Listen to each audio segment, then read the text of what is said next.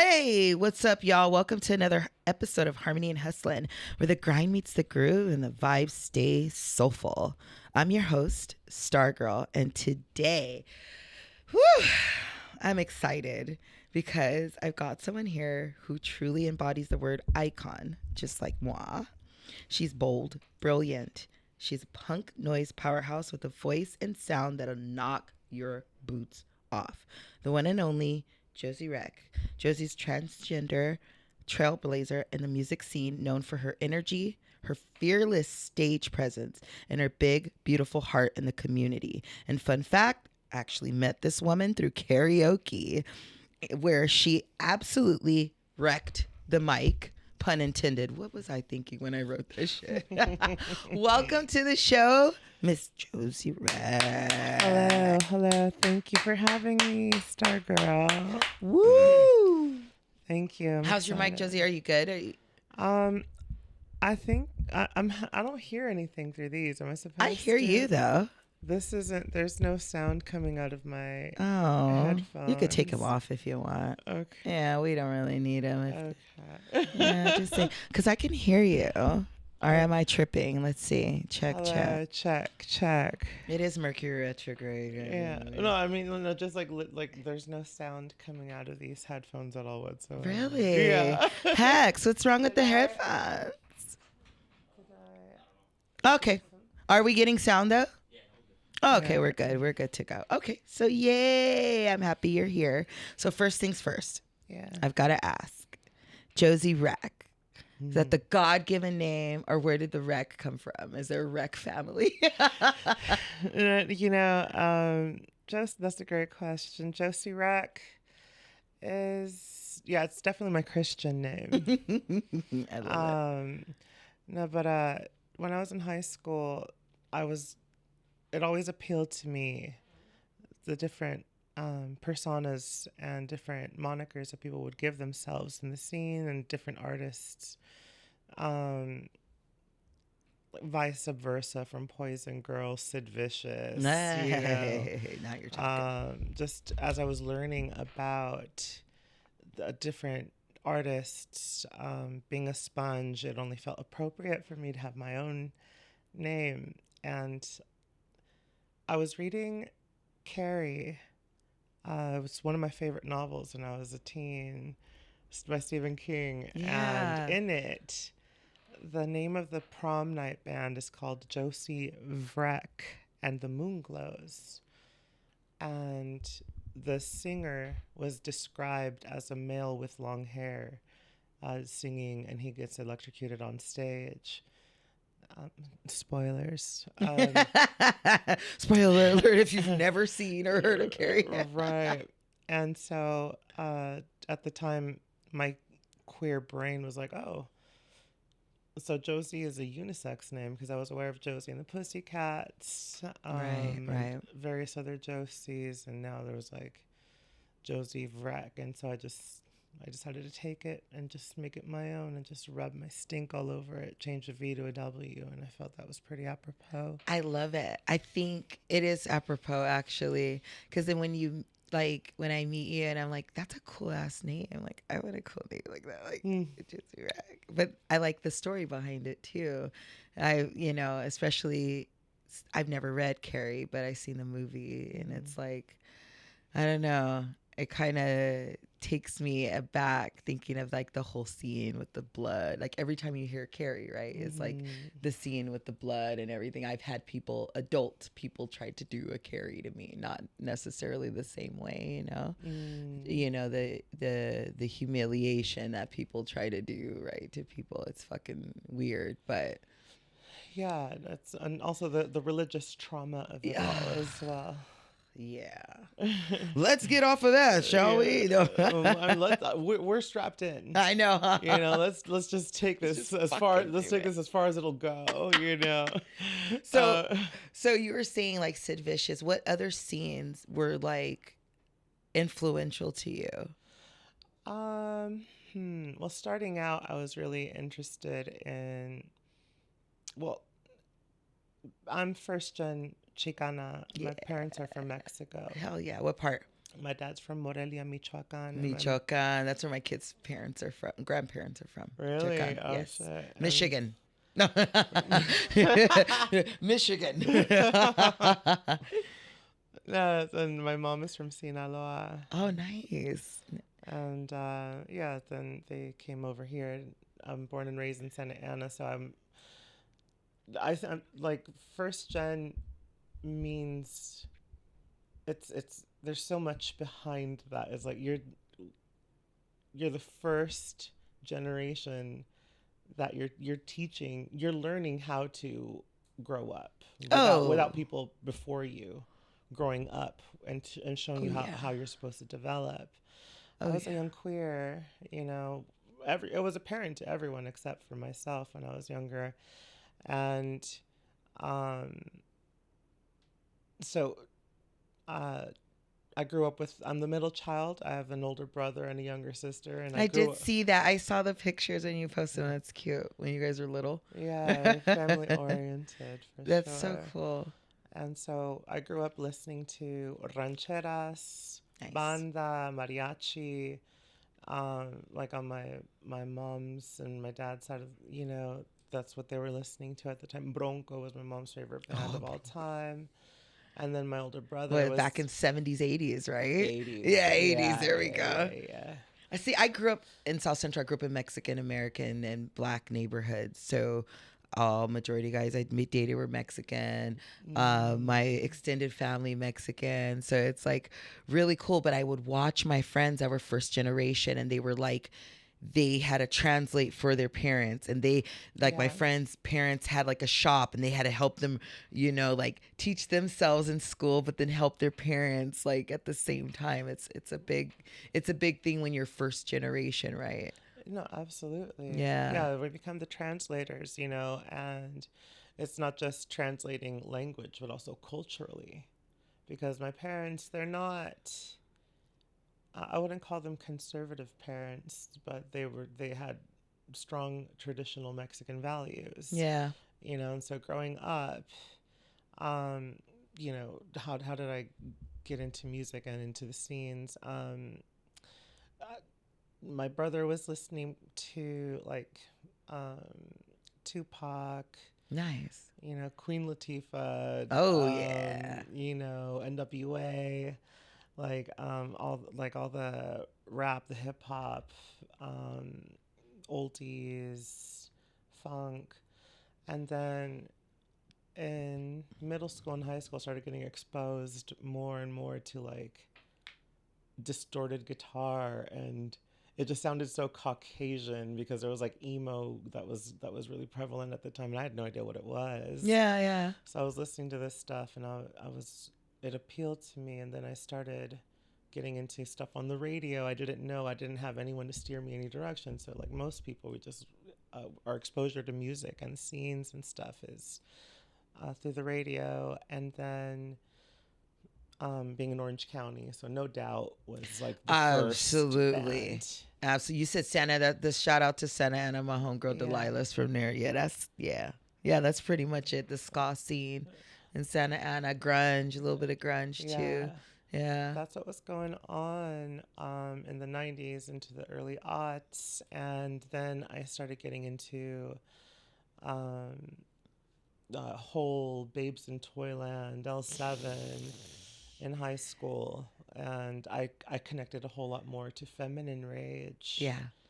And then I started reading about all these different names. You know, Courtney Love. That's not, you know, that's also a moniker. Yeah. And then I came across Lydia Lunch, who's one of my top, most inspiring, influential artists, and she's become a mentor to me now, present day, which is wild. Wow, full fucking circle. Yeah, so just being exposed to so many different genres of music, trying to make sense of what all of it meant, how it gets released. Yeah. Who dictates, how do you even get things recorded? Like, so is that what made you pick up the guitar? Like just being inspired by all that, or what did you pick up first? The first thing I tried teaching myself how to play was a keyboard. Okay. and we didn't get we couldn't we were working class, so we didn't have money for the instruments I wanted. Mm-hmm.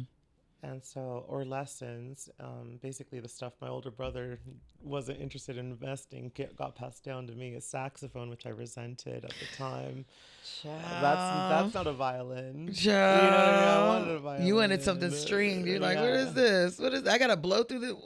What are these? Yeah. I didn't develop the talents back then for blowing, but you like it turns out she's a virtuoso. But when it comes to, but you just weren't interested. You're like, sax, this thing's clunky. Like, what are we gonna do? Yeah, with this? Spit into a reed. You know what? Like, we had my buddy played sax on this show. He's very good at sax, but it's never appealed to me. Like I play bass and I play drums and guitar, but yeah, I don't. And so this so I wanted violin, then but the keyboard is that had interesting sounds. So I tried teaching myself how to play that, and I failed miserably. But I still I was inspired by the sounds that were coming out of it. And then in high school, one of my best friends, her name was Jenny Lou. She sold me her first guitar, which became my first guitar, for $20, and I basically. So you were self-taught.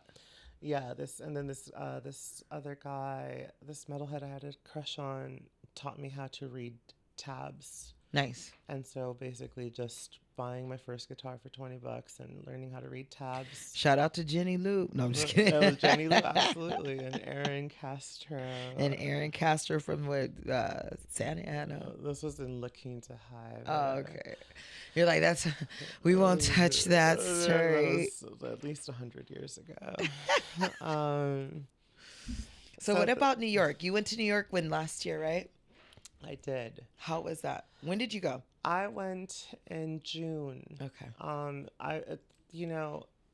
Last year was the first year that I got invited to, and I was flown out to perform to another part of the country.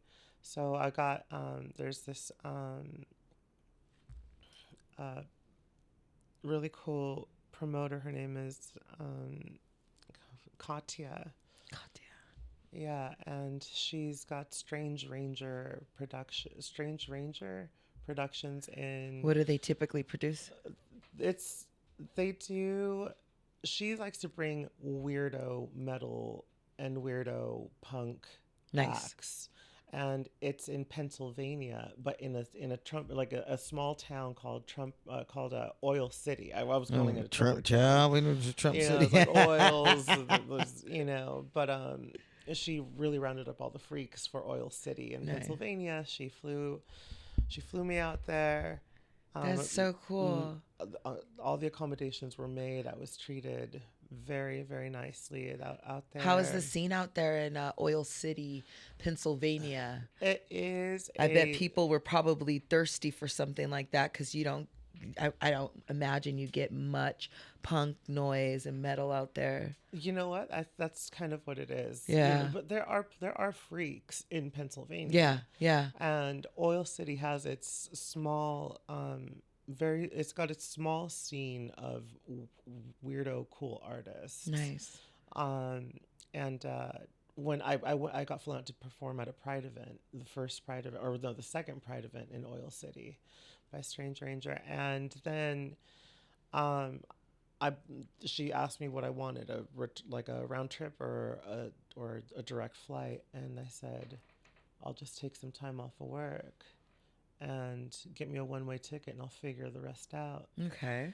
And so from Oil City, Pennsylvania, played with a really cool 9-piece pirate punk opera band. Wait, so how did you get there? Was that through her production, or did someone see you at Pride and say, hey, oh, what the fuck? No, a friend of a friend connected, dropped my name. Nice. To her. She checked me out online. She dug what I do, and then she invited me over and 4 months later, I was out there. I have yet to see you live. I'm saying this on the podcast, and I can't. It makes me even more excited, though. You know, when you wait for it, because I've seen you like via clips on Instagram, but I cannot wait to finally see you live, and hopefully it'll be on April 4th. Yeah, April 4th, you'll have an opportunity. Yeah, because sure. I can't wait. Because from what I have seen, I'm like, holy shit, it's gonna be great. So okay, so you play with a 9-piece pirate punk band. Pirate punk opera band. They're called Dear Future Archaeologists. Pirate punk opera band. Shout out to Dear Future Archaeologists. You got it. Yeah, and they were from Philly. And then we got along very well. And so then I told them, you know, I flew out here and I only had a one-way ticket. They're like, okay, well, you should come to Philly with us. So then they let me go down to Philly with them. I got dropped off at the train station. They housed me. They were very, very so accommodating. Cool. I was watching your journey when you were posting online, and we'll get into Europe too. And I thought it was so cool because I'm like, this is just a gal I met through karaoke. And when we first spoke, we talked about political things in the community, and I loved. Oh my God, I hate when this happens on the podcast because I get teary-eyed. I loved how passionate you were about your causes.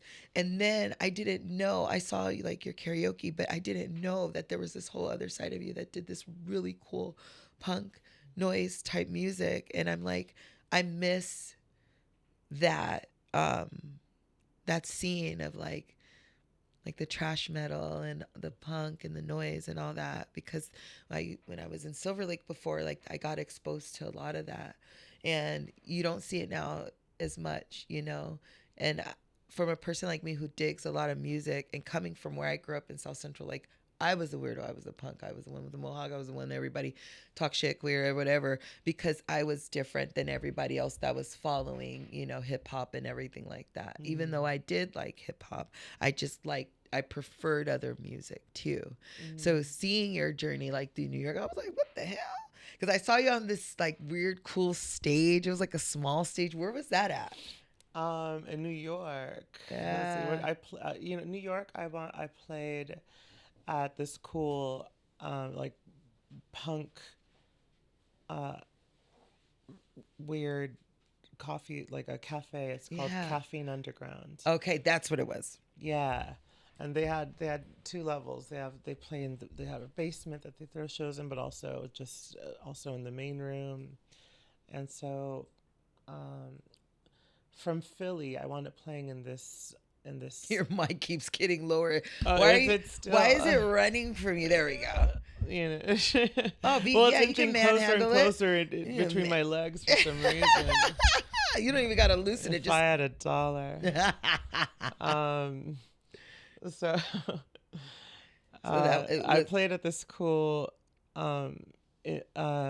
Ethiopian restaurant called Adalek in Philly, and then from there I took a train to meet up with some friends of mine in New York and Brooklyn. Oh, cool.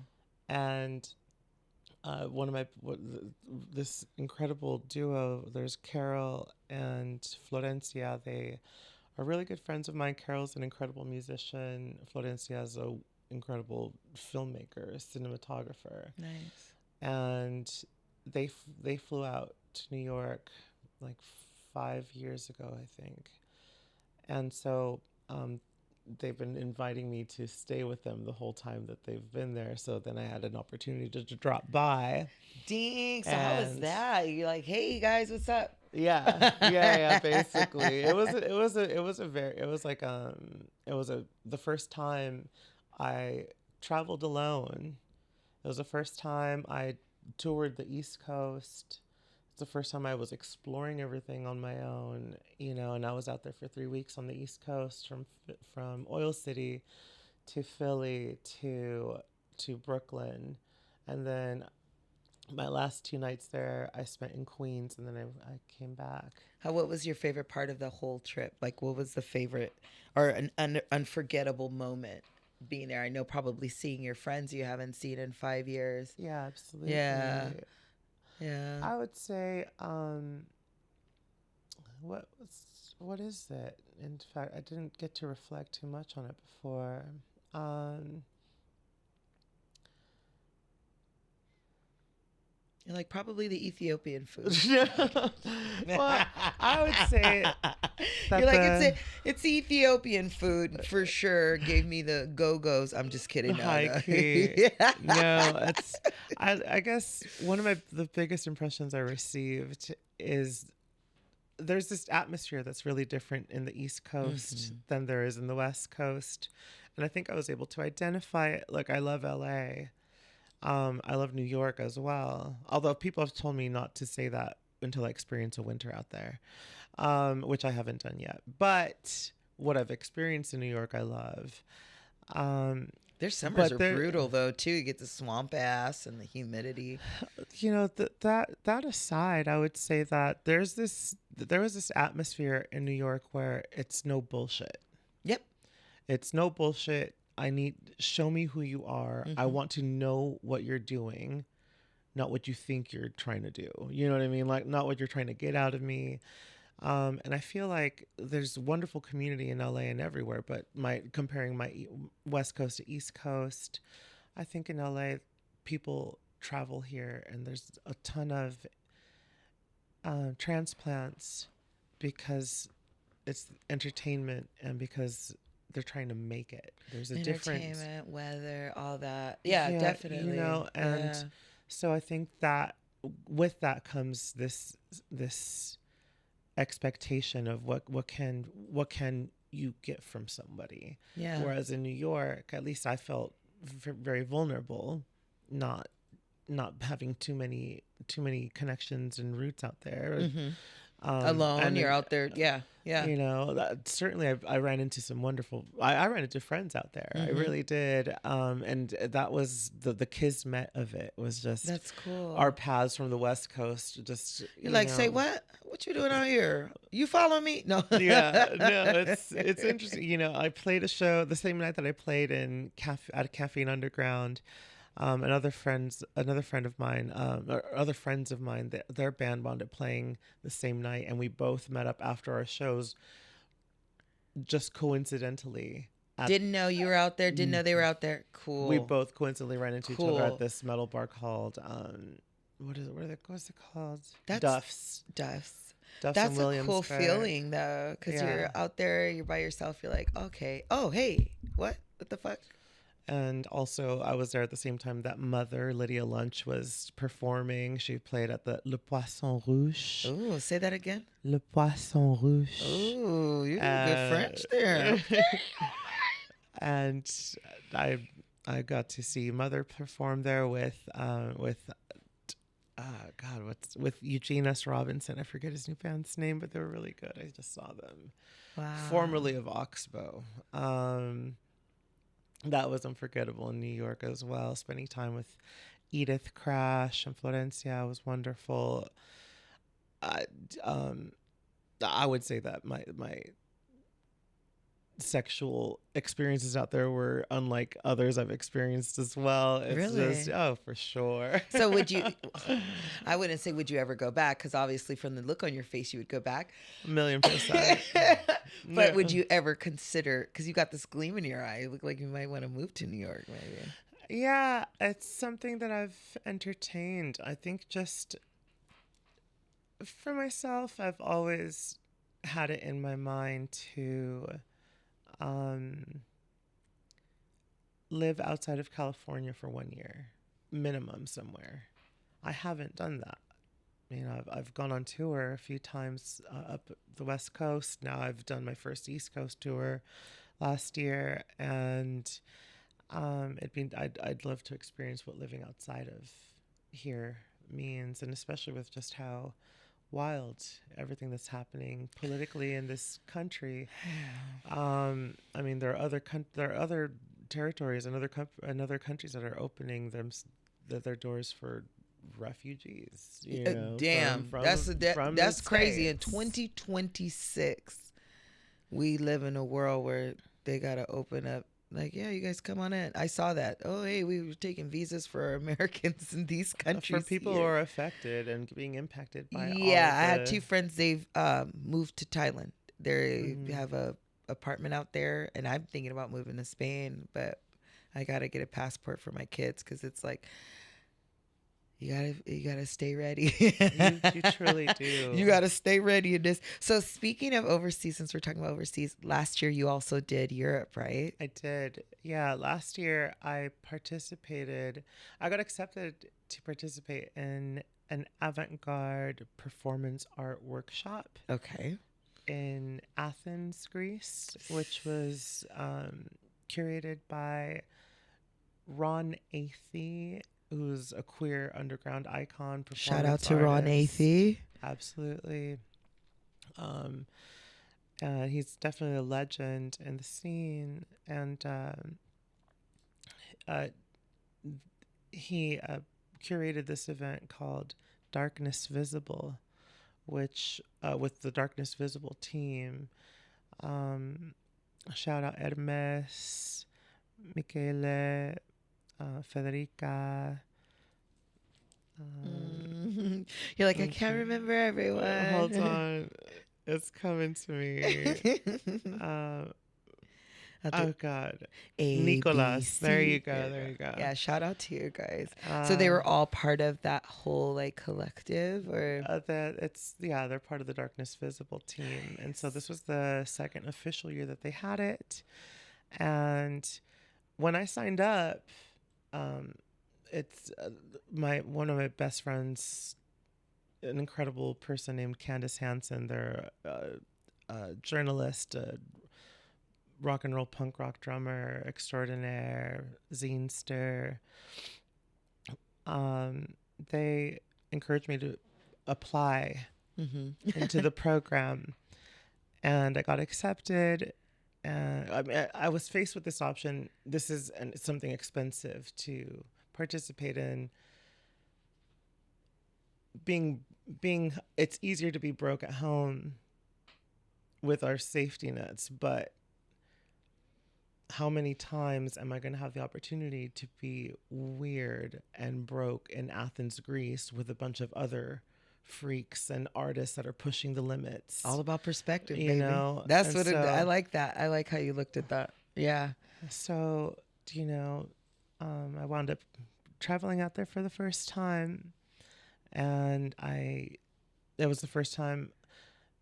I didn't know exactly what to expect. I didn't take my instruments with me overseas. This workshop was completely centered on performance art, and this was my first time. Had I read any of the literature that was sent to me, I might have had a better perspective of what was going on. But I arrived there. We're gonna free ball this. We're gonna do we this. did it. I was armed with my transsexuality and my creativity. That part. And so I You're was like, it's gotten me this far. God damn it. We're gonna shit. I ain't Josie Wreck for that. Y'all better ask somebody around here. Y'all know who this is. Shit. So had I read any of the stuff, I would have seen that they were requesting bring whatever instruments that you use for your expression. And so I brought those two things with me, and only those two things. And that was more than enough. I wound up there. I connected with so many incredible I got to see some of that too. That was rad, because that was something I don't think I've ever seen before. It was a 10-day workshop with 40 local and international artists. We had people from all around the globe that flew out there to participate. What was your favorite moment in that, though? My favorite moment in that, like overseas. Once again, by yourself? Yes. Yeah. First time. Wow. Something that you applied for. The thing about this workshop is that everyone had different backgrounds of performance. There were people that were into piercings, like extreme piercing, body modification, hook suspension from ropes and from ceilings. Yikes. And there were people who were writers. There were people who were into costuming. One person in particular showed up just because he wanted to work with lighting. That was just the one thing he wanted to work on. There was people who had ritualistic performances, like I like that. I'd be into that. doing clay mud masks, but like avant-garde Oh. mud masks where they just, it's incredible. Just Wow. the the amount of people and the amount of art and the So amount if of they performance invited and you back, creativity. they invited you back again, would you go? Oh, 1,000,000%. Yeah. I think the next one is supposed to be in Mexico City, I believe, but I'm not sure if that's when that's happening. But I Yeah. intend on returning. Yeah. Yeah, so I would check out Darkness Visible as well. Okay. Um, and highlights were definitely uh, being in in the middle of a storm of like just so many different performances, because it was 10 Interesting. days working on your own pieces, and collaboration is encouraged. Yeah. And um the way the it was all going to lead up to one event at the end of Like a whole the big performance. showcase type thing. Exactly. Oh, okay. In this Okay. building called Plex, which is like an old ruins kind of building that was acquired by In Greece? yeah, in Athens, In that. Greece. Oh, wow. And it was going to be staggered performances throughout the venue. There's an upstairs, there's a middle courtyard, there's multiple rooms all around inside, and so it was just different performances staggered throughout the evening when it started. And I wound up pushing the limits of my own creativity. I didn't have my guitar, I didn't have So what did you my do? amps or pedals. So what I wound up doing is I took they had different workshops throughout the week. So I took a mask making workshop out of paper mache, and I had just several weeks before going to Athens, I had done piñatas with my niece and my nephew Oh, okay. I remember doing out of paper mache out when of I was paper young. mache. Yeah. With the And balloons and everything. And yeah, and I had just done those with my niece and my nephew. Crazy. So here I am making masks out of paper mache, and I was like, okay, I think I have the hang of this. Yeah. You know. And so I constructed a mask that was kind of like a Baphomet devil mask. And then I wound up conceptualizing. You gotta send me a picture of that if you have one. There's many to be posted. I haven't shared yet because I lag it on social media. But I wound up, I was inspired by that, by the workshop and by the connection with piñatas and paper mache.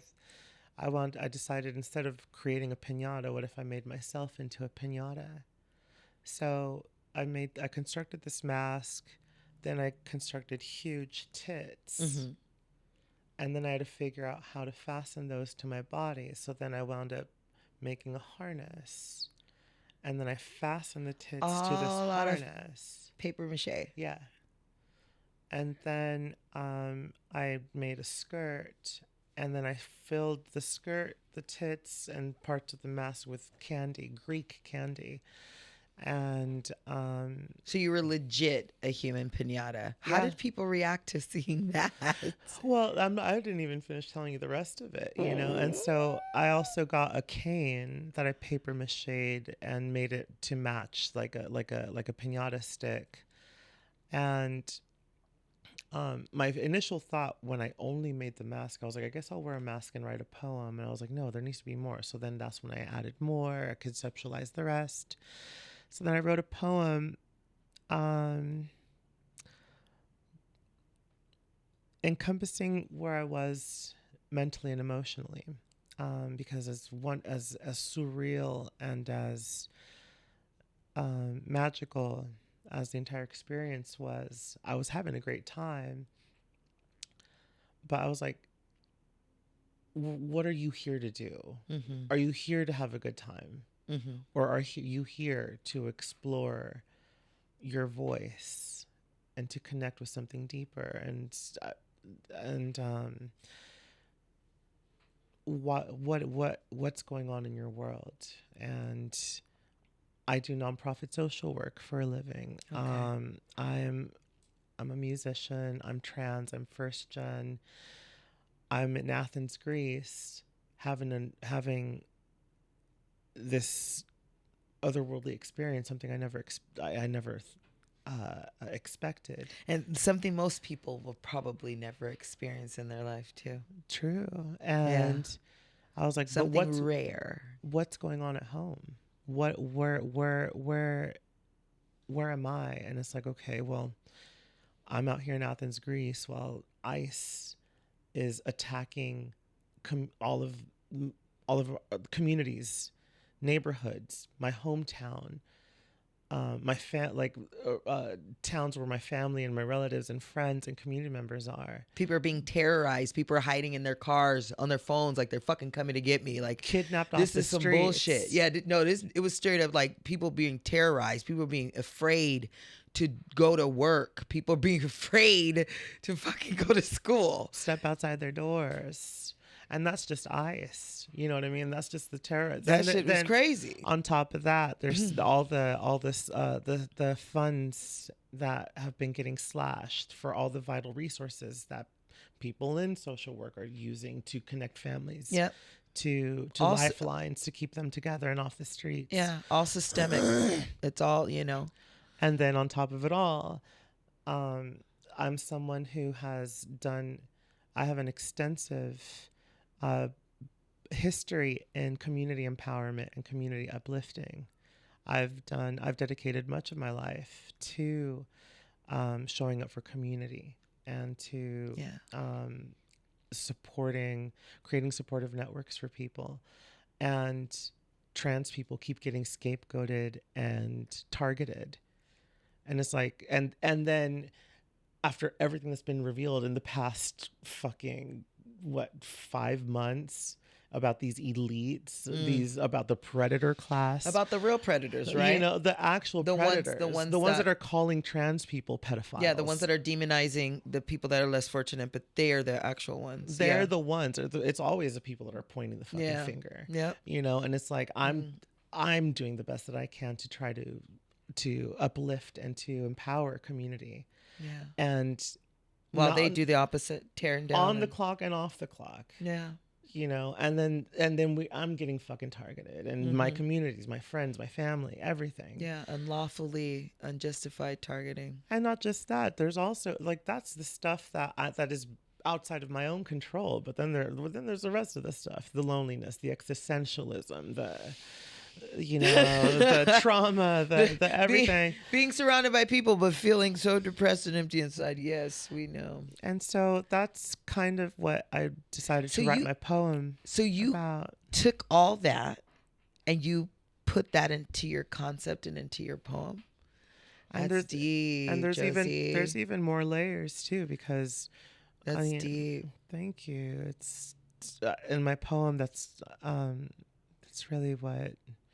Do you remember some of it? Recite it. I could recite it recite right now, or if I could do it later. Yeah. When would you like that? Whenever you want. We've had people read some pretty crazy poetry, right, Hex? We had Taylor X read his fucking political crazy poetry on here. I could read it, or I also I keep interrupting my You're story. I digress. I digress because here's the thing: is from writing this poem.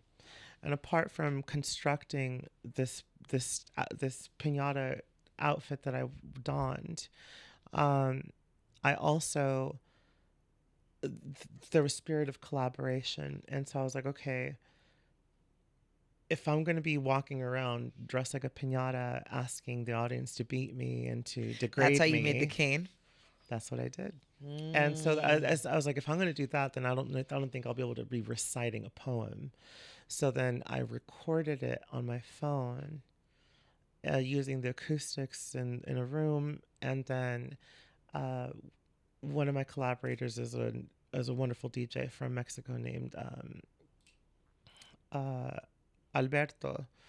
And it's Mexican Jihad on Instagram. Okay. And they're a DJ. They asked if they could mix music into my performance, and so I gave them the file of my poem, which when it was recorded, it was about 10 minutes long. I did a dramatic trance-like reading of it. Cool. And they they mixed experimental, like, avant-garde, like industrial sounds and textural stuff with the track of the 10-minute length track of my Of the poem. poem. And they EQ'd the sound and everything. And Oh, so that must that was have been playing sick. through the PA while I went and I did my performance. I had two assistants for my performance piece. They helped me get dressed into my outfit. I can't walked into the audience in a different outfit. Okay. Then I made my way to the stage, and my assistants helped me get dressed into my outfit. And then they put on my skirt, then my harness with the titties, and then the mask. Then they handed me the stick while the music and the poem is playing in the background. So as a music's playing, like they're dressing you, they're right with the like to the music, right? Yeah. Oh, that's so cool. Okay, I can visualize it. And then I point the stick at the audience slowly to see who gets and then I lock eyes with somebody. I turn the stick around, hand it to them. I invite them to strike me. And so they take a small swing at me. I grab it and I make eye contact with someone else and I hand them the stick. And so I invited about 5 or 6 different folks from the audience to beat me, but they were all too scared to strike me. So then I grabbed the stick, I threw it down and visibly disappointed. And then I asked my assistants to tear me open. And they were like, what do you mean? I was like, tear me the fuck open right now. So they ripped me open. They started ripping my tits off. Candy was flying everywhere. The wire was swinging around. No one aimed for the titty because that'd been my thing. Like, no, they first, did. Okay, because at first I'd be like, no, and then I'd be like, titty. Well, they'd just like do it. They did like a small strike, which barely made even a dent on the ginormous targets that I created, and so you're like, these are exaggerated. right. And so they ripped me open, and then the candy came out. Did people run and rush and get candy like a piñata? Not quite yet, okay. Because then I asked my assistants to degrade me. I asked them to take turns spitting in my face, to choke me, and underneath the paper mache, what were you wearing? Well, what was left was I had a leather harness that was covering my chest or parts of my chest. I had some light lingerie that was just getting ripped apart on stage. And so my assistants took turns. They were on either side of me, and they took turns degrading me, violating me on stage. I got spit roasted on stage with the music and the poem in the background. And then I was on my knees facing the audience with my hands clasped together like this. And all of us just stared at the audience for, I don't know, 20 seconds before they turned off the lights. And that was my performance. Wow. Were your assistants shocked afterwards? Because I know you said when you first told them to rip everything off, they kind of like, what? The thing is, I told them right before the performance that I asked them if they would be comfortable with degrading me. Okay. And they asked in which ways, and I said slapping, choking, spitting in my face, spit roasting me, just absolutely just do this. And they said, okay. And so, in fact, I was telling them, okay, I was kind of directing them under my breath on stage, and then like, they just hurry up, do it. The hell are you doing? But they got the hint. A shout out to Mocha. How did the crowd? It was Mocha from Mexico City, and Wick Simmons from New York. Shout out to you guys. And it was Alberto, who was also collaborating with me with the music and stuff. So That's a hell of a piece to put together. And what you said in 10 days. Well, I arrived a day late. Oh shit. So, and I put that together in 9 days. To put together and then execute. Because you got to come up with the concept, right? And then to actually execute it and everything. That's hell of a fucking piece to put together. Thank you.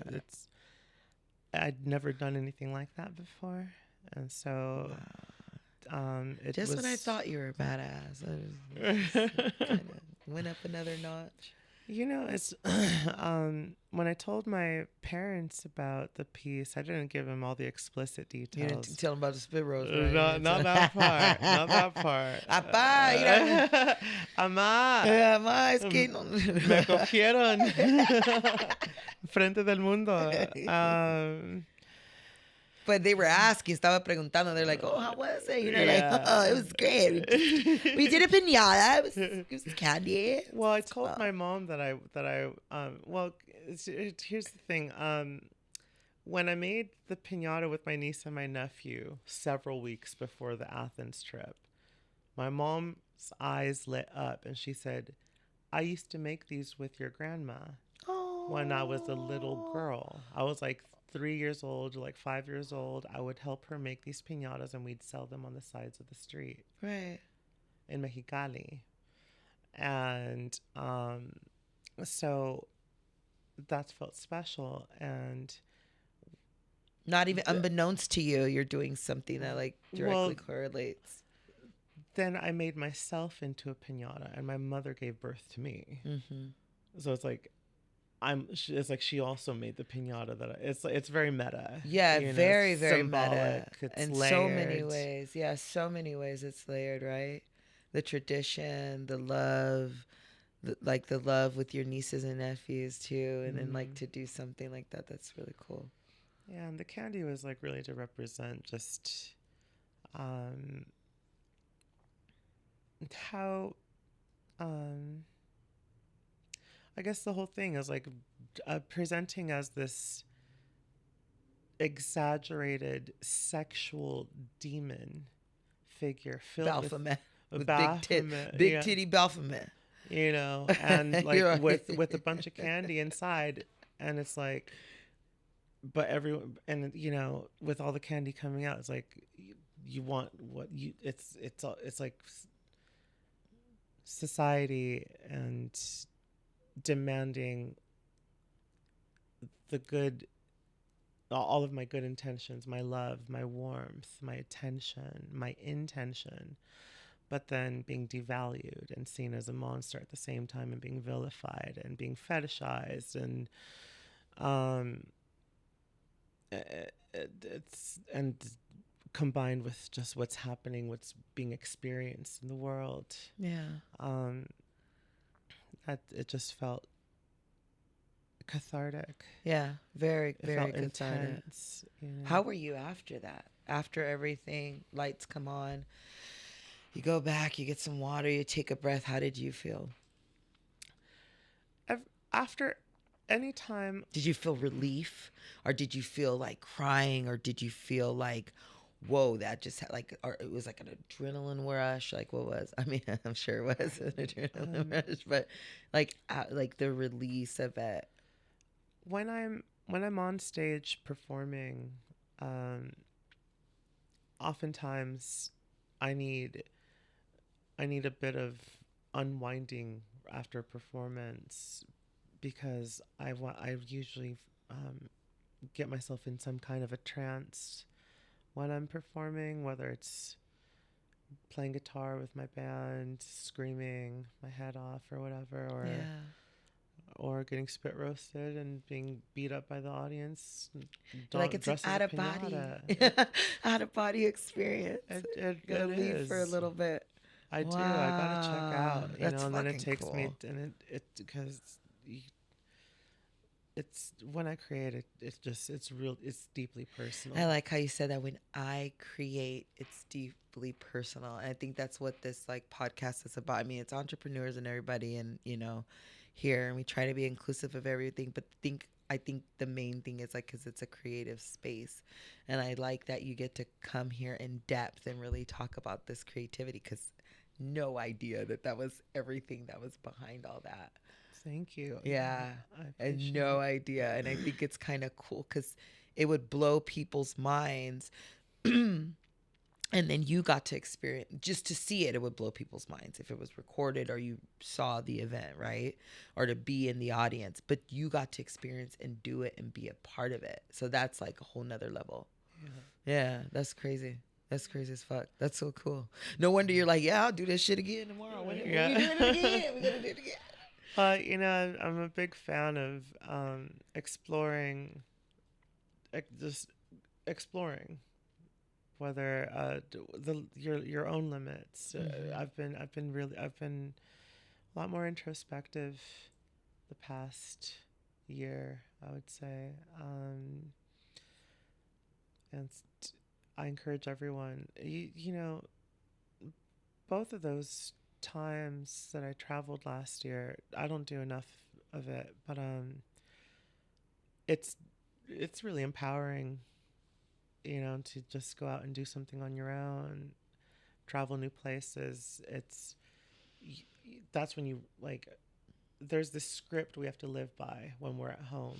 We got this script of in our community. We have to make our money. We have to make sure the rents get paid. We have to be the good friends. We have to be the good relatives. We have to be the good parents. All these community members.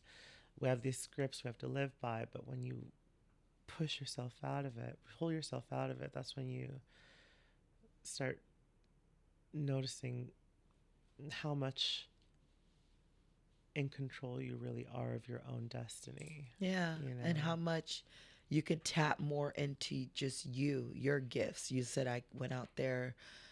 If I would have read the pamphlet, I was a day late. I didn't bring no instruments. Right. Let's see what I could do. Let's make some magic. And you're like, fuck it. Oh, here's this idea.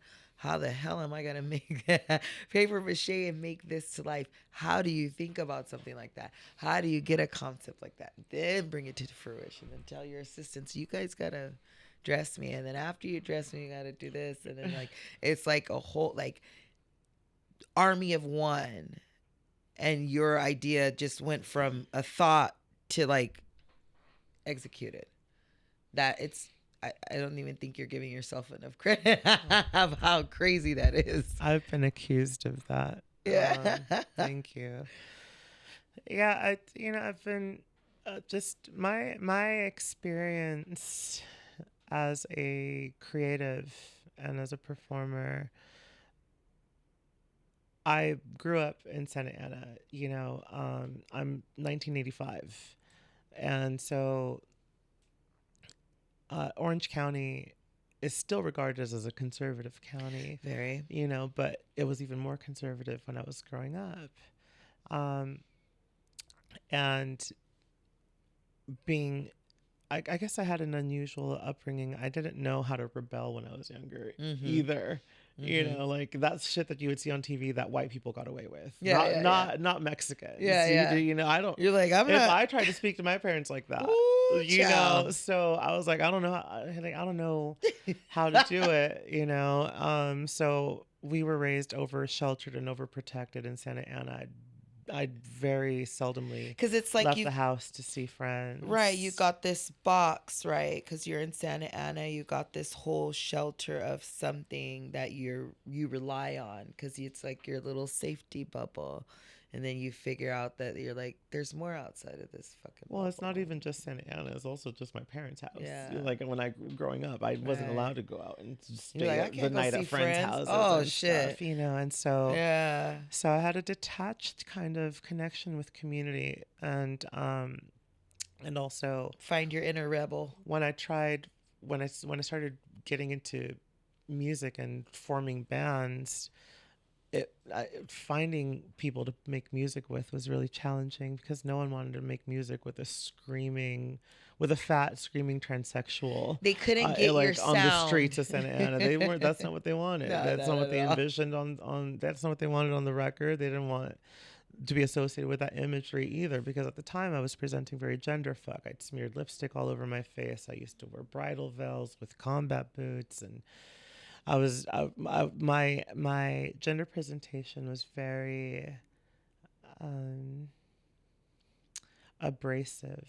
Okay. Intentionally skewed to make thought provoking, to make you actually think and not judge, right? Yeah. To actually turn something on in you, to not judge, because the average person will just judge. Oh my God, that, and then you're just like, you're not getting what I'm trying to do. I'm trying to invoke something in you. Yeah. What do you see? I'm a walking art piece. I am art. I am art. I'm a walking art piece. What do you see? And people didn't want to be associated with that. Not when I was making it. It was really hard to connect with people at the time when I was getting into music. There were some people I did connect with, but trying to find people to jam with online or in like the recycler or anything. Oh yeah, you're speaking of the OC Weekly. Yeah, the OC Weekly, the penny saver. You're speaking my language, telling my age. Greggy's list. Greggy's. So let's talk about the frequencies of survival, because I really want to talk about this before we wrap this up. It's on April 4th, 2026. Yeah. And it's going to be at the Fiesta Hall at Plummer Park in West Hollywood. Yeah. It says channeling trans rage into sonic rebellion, activism, community resources, DJs, experimental sound, live music, panels, performance, and spoken word. And I see a bunch of people tagged on this. Tell us a little bit about it. Frequencies of Survival, channeling trans rage into sonic rebellion, is an event that I am co-curating with a trans performance art collective called T.S.L.U.R. Okay, T.S.L.U.R. And I also, when I curate events, I curate under oral displeasure. So, and my co-curator is Wesley, and we decided to curate this event. Wesley is very gifted with just very gifted, but Wesley has the hang of like admin, of like filing, of typing being papers and organized and all that kind of stuff. And so she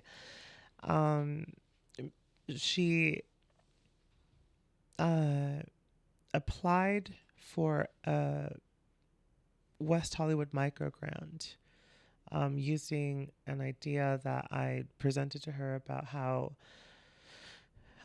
we could have this event that is empowering for trans community, for trans femmes, for trans they thems, where it's expressive. It's because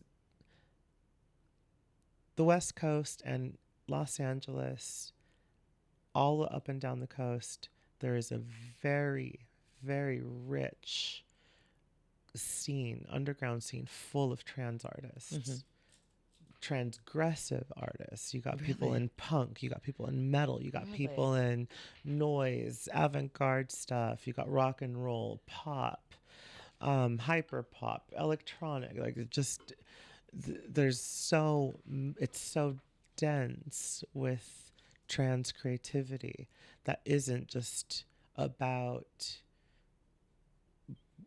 trying to make it on the radio, trying to be big. Yeah, they're just creatives that are highly talented, that got something to show, And so I'm connected with a lot of incredible artists. I have the honor to be, and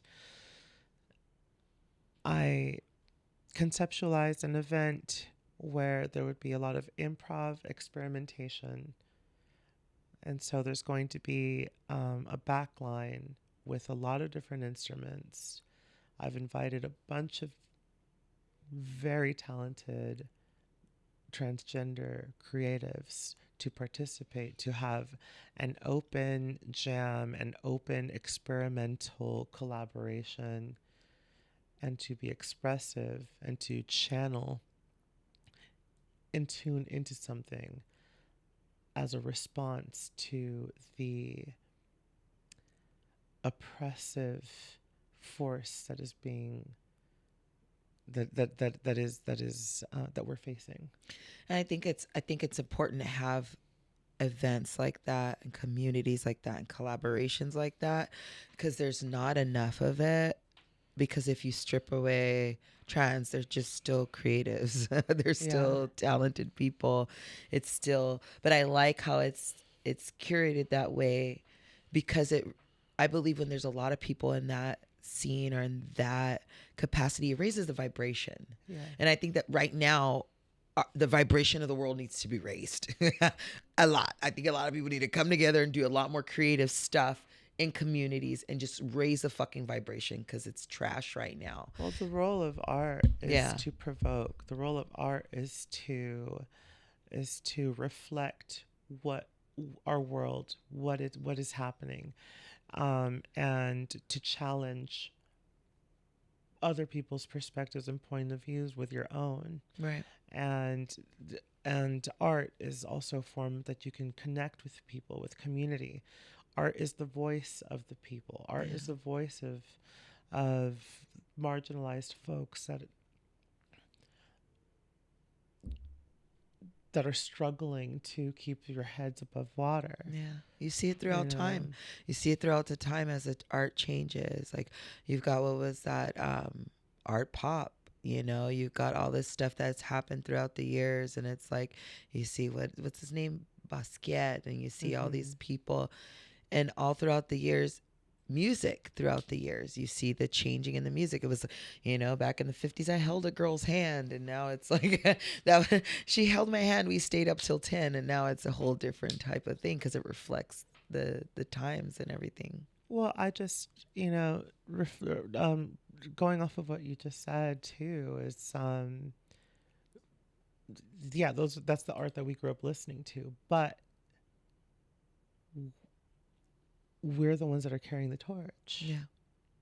If you're a musician and you're growing up listening to your favorite music, you're going to take their place. Yeah. You know, and being a millennial, I'm kind of like, oh, okay, so I'm stepping into these shoes.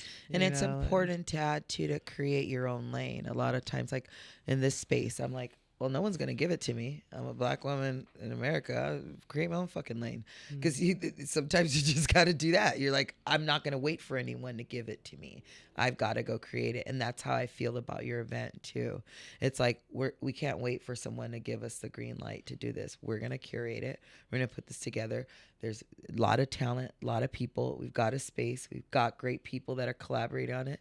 Let's do it. And it's not just the sound and the music that's going to be happening. There's also panels that are going to be happening throughout the event as well. We have a panel on nightlife, on pleasure, and what that means when we're facing the collapse of patriarchy or whatever is happening, of this system. We're watching the collapse of what we were raised to believe, that it was our aim to take over. It was I was raised to believe that I was supposed to buy a house. I was raised to believe that I was supposed to have a 401k. 2.5 kids, dog and a cat. Only in America, because when you go to other countries, you've seen in Athens, Greece, it's probably a stark difference than what the fuck they've taught us here, right? Absolutely. And so we have a panel that's talking about that. We have another panel about activism and artistry in these times, and how we're navigating the world as there's legislation that's getting passed to continue dehumanizing trans identities and trans people, and more targets for people of color. And it's good to educate people, because people don't know. They just know what they're fed. They don't know the truth. The truth is coming out right now. Yeah. but they don't know the truth. My mother was an activist for women's rights, gay rights, trans rights, from San Francisco to everything. So I grew up in a household where my mother and my father did a lot in communities, like everywhere. It was dragged everywhere in marches and things like that. And it's shifted now, right? And my parents are no longer here, but I just feel like I know it was normal to me. But then when I would talk to my friends and they would be like, we're not involved in any activism. We're not involved in anything like that. And I'm like, oh shit, okay. And it's important for me to pass that to my children too. So before we wrap this up, because I can do this all night, where can people go if they want to be involved? And where can people go to find this event and then to find your music and find you? I know that's a tall order. Where's everything? Where's everything? Where's everything at? Honestly, though, you could find it on Instagram. Is basically what I've. It's been the only social media tool that I've been using to. Okay. To you want to plug your broadcast? Insta? Yeah. Well. Or do you want to use a different? Well, no. So you could find me on Josie Wreck. That's JosieWreck on Instagram. I release music under Josie Wreck, my name, but my full band, when we play together, we're called the Josie Wreck Noise Orchestra Experience Ensemble Project.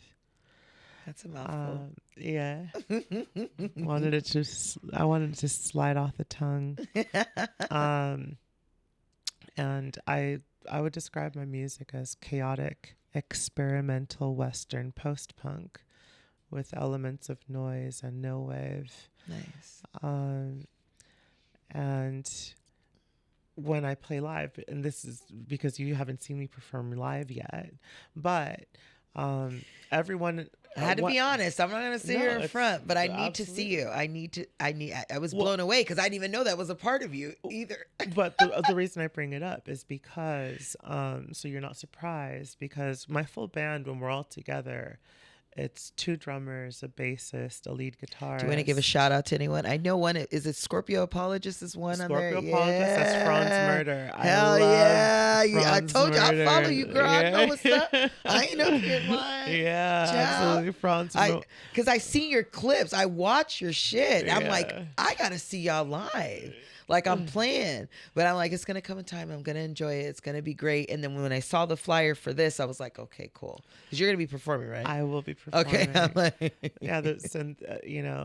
There's Frequencies of Survival is going to have panels. It's going to have DJs. It's going to have live music performance, spoken word. It's going to be organizations tabling resources for the community, for people that want to learn how to be engaged and involved. Nice. And if you guys want to, anyone watching this, listening to this, if you want to be engaged and involved, check out Harmony Hustlin' podcast, because when you post it, I also repost it on there too. Yeah. And also Josie Rex on IG too, because it's great to support, and it's great for people to do that. I mean, I was in a band many moons ago, and we used to do Sunset Junction all the time and do different events. And it's like, I think I was exposed. I was a teenager and I didn't know as much as I thought I knew. And I think it's better to just be educated as a community of what's really going on and support things. Well, we're in another world war right now that was caused by the United States government and Israel. Caused by Trump trying to run away from the Epstein files. Let's keep it by the Epstein files, by the predator class that are trying everything in their power to keep people desperate, to keep people clueless, to keep people focused on, and it's the fear mongering of it all. Yeah. And so fear lowers that vibration. That's what I tell people. Work on yourself, love yourself, raise that vibration, because when they succeed by lowering the vibration of people through media and through, sorry, I'm on my soapbox, through media and making you fear and that lower vibration and anxiety and all that comes together, then we lose. We'll never win. There's way more of us than there are of them. And amen. You have to be your biggest cheerleader. Yeah. At the end of the day, you have to be your biggest cheerleader. Yeah. And I like to bet on myself. That's right. That's right. And so You can find me on Josie Wreck. You could also check out T.S.L.U.R. That's T.S.L.U.R on Instagram. You could check out Oral Displeasure on Instagram as well. You could check out my music on Bandcamp. I'm not on streaming services yet, but on Bandcamp. Bandcamp's rad, though. I got a lot of friends that are on the Bandcamp.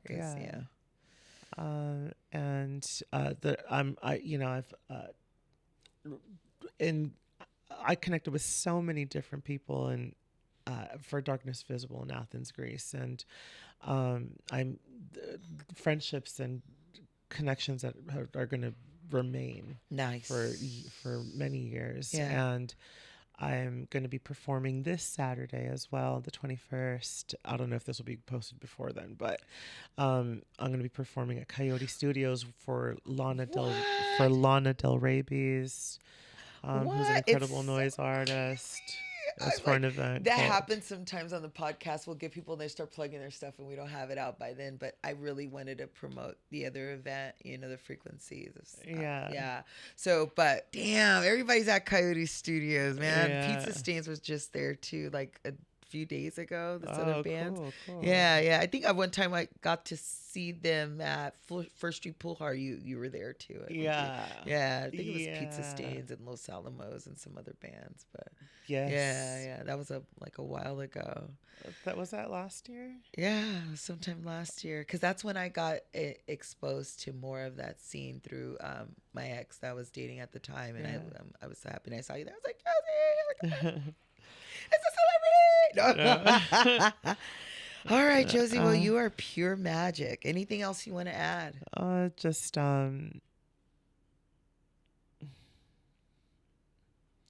free Palestine. Fuck ICE. Fuck Zionism. Arm trans women. Arm trans people. Read a book. You got more power than you think you do. Fuck the system. Yeah, I like that. It's funny, we had Taylor the poet on here, and it was similar too. We were talking a lot, like, it's crazy. It's the climate that is right now. It's really it's serious. The bullshit we're living in. It's like, what are we gonna do 20 years when we have to tell people how we lived through this, right? Yeah, it's true. What the fuck are we gonna say? Should I read the poem right now? Yes. We could end it on the poem. Yeah, we can end it on the poem. Right. I would love that. But yeah, I'm so glad you came down. You have a real, true punk rock spirit. It's like punk rock is a whole thing.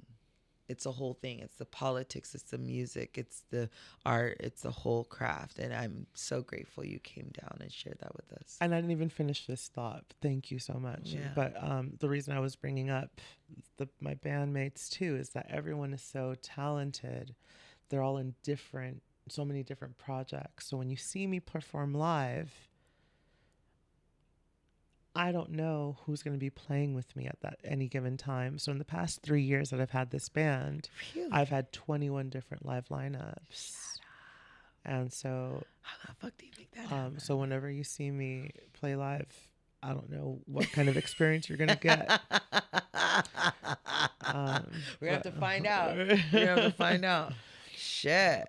Thank you. Yeah, like a box of chocolate. Shout out to Chrissy in the studio, the homie Chris. He was my right tonight, and he wanted to kick it with us. So shout out to Chris. Shout out Chris. Shout out Hex. Shout out to Hex. I'll read this poem. It's called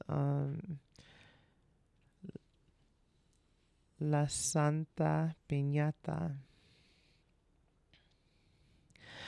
I was born into this depravity, an arrangement made with my ancestors before me. Suffer this condition of earthly delights in all of its complexity, for to suffer opens the portal of healing. There's so much to heal. There's so much love to spread. Can't you feel it?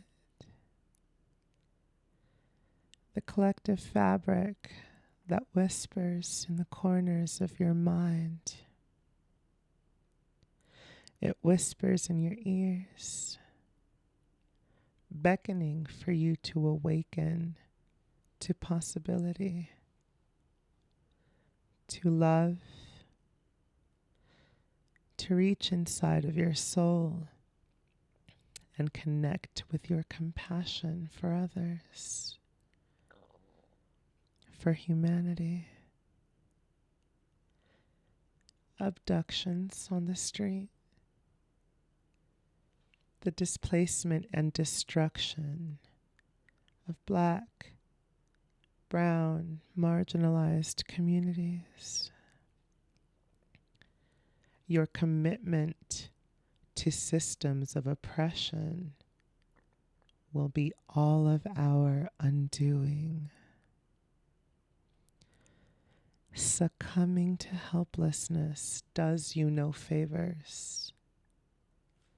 Submitting to your fears prevents you from being alive. My life, my loins,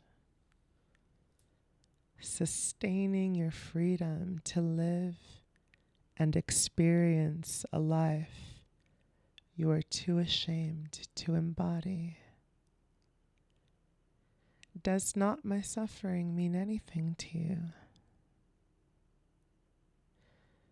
How much does it cost?